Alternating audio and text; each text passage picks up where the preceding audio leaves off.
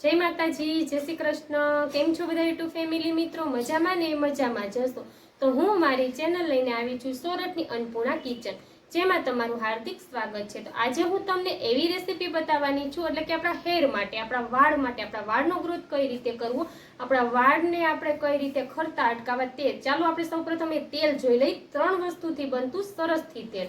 જો આપણે આ 3 વસ્તુથી સરસ બનતું આજે આપણે માથામાં નાખવાનું તેલ બનાવવાનું છે। તો જો આપણે આ મીઠો લીમડો લીધો છે। મીઠો લીમડો તમને બધાને ખબર હોય છે।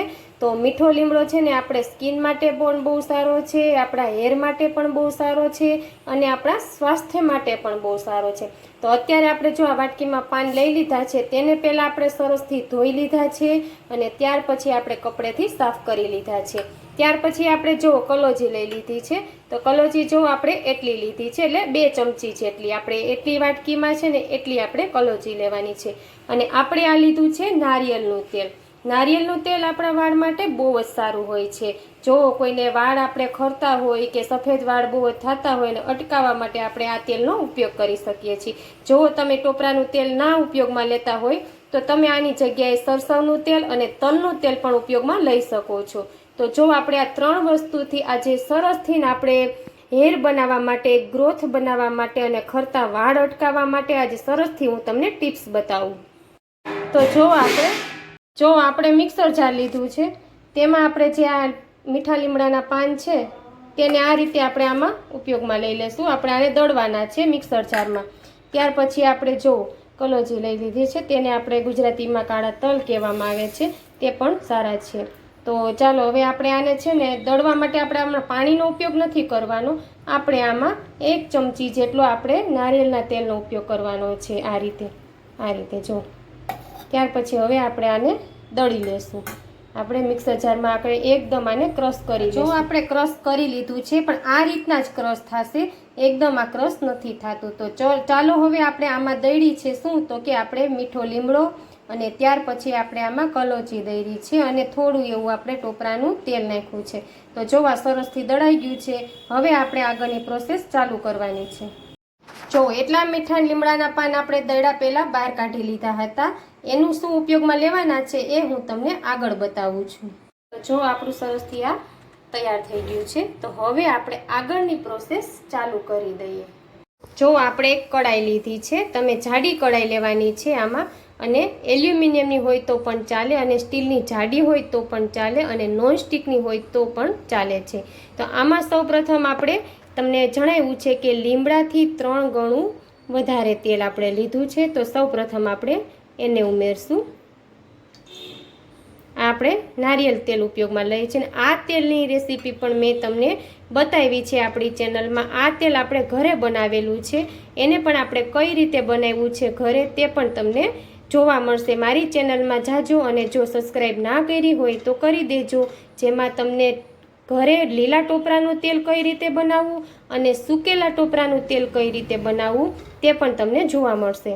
તો જો આપણે આ છે ને જે દળી લીધું છે કલોજી અને મીઠા લીમડાના પાનને, તો આપણે આમાં એડ કરી દઈશું અને આપણે આને એવી રીતે પકાવવાનું છે, જોઈ લો, આને આપણે બહુ ફાસ્ટ ગેસે નથી પકવવાનું, અને સાવ ધીમી સ્લીમે પકવવાનું છે, જેથી આપણું તેલ બળી ના જાય એટલા માટે।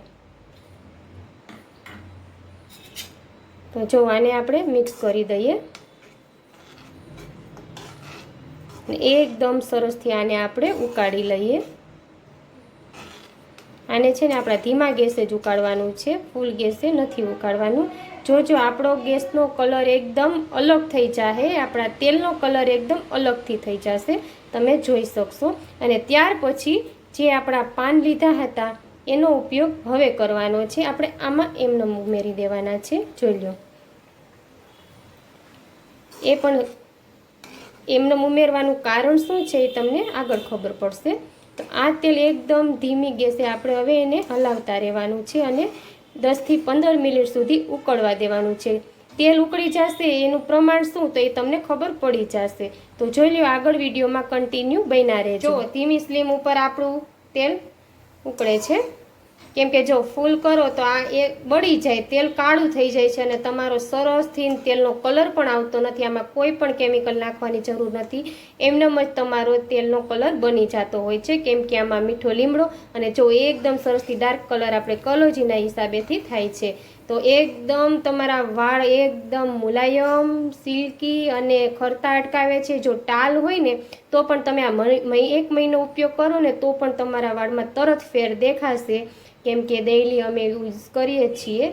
તો જો આ રીતે તમે આને પછી વર્ષથી 1.5 વર્ષ સ્ટોર કરી શકો ને તો પણ આ તેલને કાંઈ થતું નથી. તો જરૂરથી આ તેલ તમે બનાવજો. હજુ આપણે ધીમી સ્ટવ ઉપર આપણો જો એટલી રાખીને આપણે ઉકળે છે આપણું તેલ. જો આપણે આ છે ને ખાસ જોવાનું છે, આપણે આ ફ્લેમમાં ધુવાળા ના નીકળે ને એવું ખાસ જોવાનું છે. તો આપણે જો આ તેલ બળી જાય છે. તો હવે આપણું તેલ છે ને આ રેડી થઈ ગયું છે, તમે જોઈ શકો છો. હવે આને આપણે છે ને બંધ કરી દેવાના છે ગેસને, અને આપણે છે ને 5 થી 10 મિનિટ આને આપણે આમ નમ ઠરવા દેશું. હવે તમે જોઈ શકો છો કે આપણે આ લીમડાને યુઝ શા માટે કર્યો હતો. જો જે આપણે લીમડાનું પાન નાખ્યું છે તેને યુઝ શા માટે કર્યો હતો તો તમને એ પણ બતાવું છું. ચાલો, તો જો આપણે આ લીમડાનું પાન એકદમ ભૂકો થઈ જશે એટલે આપણને ખબર પડી જશે કે આપણું તેલ રેડી બની ગયું છે. જો આપણે લીલું નાખ્યું હતું એ પાન આપણે તેલમાં જો આ રીતે થઈ ગયું છે એટલે આપણને ખબર પડી ગઈ કે હવે આપણું તેલ રેડી થઈ ગયું છે, જે આપણે સરસથી ઉકળીને તૈયાર થઈ ગયું છે. હવે આપણા બધા ગુણ જે આપણા છે કલોજીના, મીઠા લીમડાના બધા ગુણ આપણા બેસી ગયા હોય છે. તો હવે આપણે આને 10 થી 15 મિનિટ સુધી આપણે આ તેલને ઠરવા દેશું. ત્યાર પછી આપણે એક સરસથી બોટલમાં ગાળી લેશું, અને ત્યાર પછી જો તમારે જ્યારે હેર ધોવાના હોય એને 3 થી 4 કલાક અગાઉ કે તમે 1 દિવસ રાખો તો કોઈ પ્રોબ્લેમ નથી. તો તે માટે તમે આ તેલ ઉપયોગમાં લેશો તો જરૂરથી તમારા વાળ એકદમ સરસથી થશે, અને આ તેલને તમે બોટલમાં 1 થી 1.5 વર્ષ સ્ટોર કરી શકો તો પણ આ તેલમાં કંઈ થતું નથી. જો આપણું તેલ અહીંયા રેડી થઈ ગયું છે અને આપણે 10 થી 15 મિનિટ આપણે ઠરવા પણ દીધું છે. ત્યાર પછી આપણે જો એક વાટકો લીધો છે અને ગળણી લીધી છે. જો આપણે વાટકો લીધો છે, ગળણી લીધી છે, અને આપણે તેની પર આપણે કોટનનું કપડું રાખવાનું છે. હવે આપણે આપણા તેલને ગાળી લેવાનું છે. સરસથી આપણું તેલ તૈયાર થઈ ગયું છે. તો હવે આપણે આમાં ગાળી લઈશું તેલને.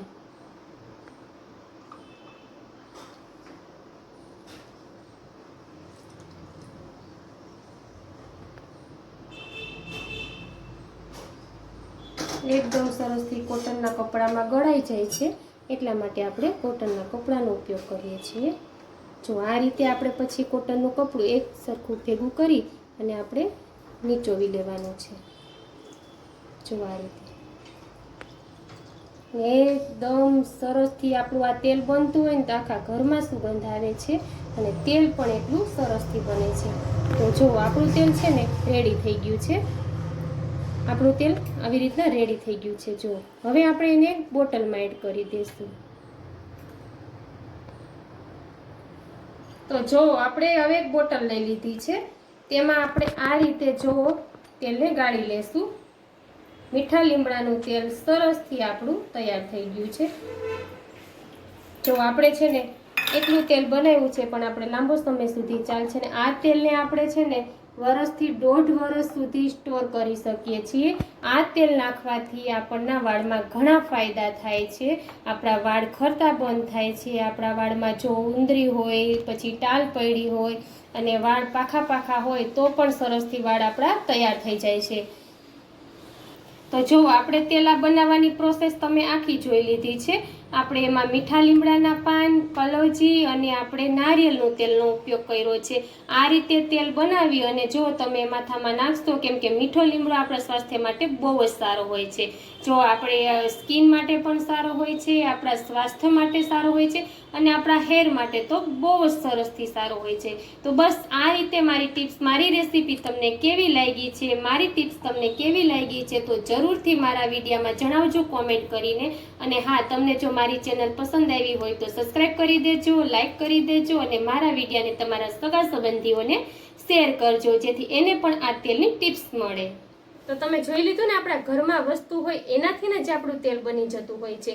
જો પછી આપણે એમાં નારિયેળના તેલનો ઉપયોગ કર્યો છે, પણ તમારે એમાં તલનું તેલ છે કે સરસવનું તેલ છે એનો ઉપયોગ કરી શકો છો, જે તમને ફાવતું હોય. પણ આપણા વાળ માટે નારિયેળનું તેલ ઉત્તમ ગણાય છે એટલા માટે.